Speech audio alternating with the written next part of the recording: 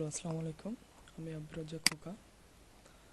আপনাদের সামনে আজকে কিভাবে ব্যাকগ্রাউন্ড রিমুভ করতে হয় সেটা দেখাবো।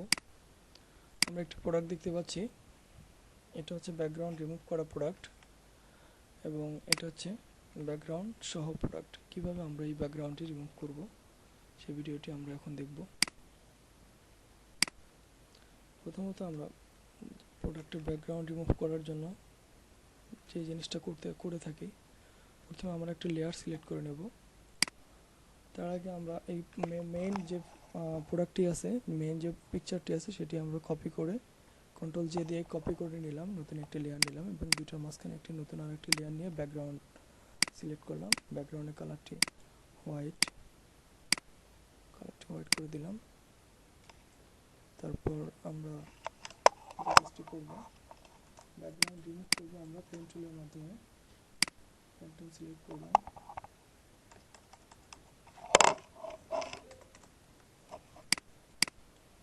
আমরা কাজটা যে কোনো জায়গা থেকে শুরু করতে পারি।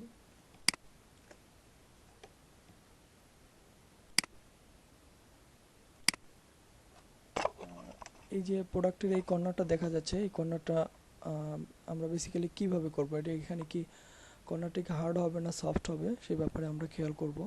এই কর্নারটা অবশ্যই সফট হবে, কারণ এই কর্নারটা সফট কর্নার। এখানে যদি আমরা হার্ড কর্নার নিই তাহলে সেক্ষেত্রে আমাদের জন্য প্রবলেম।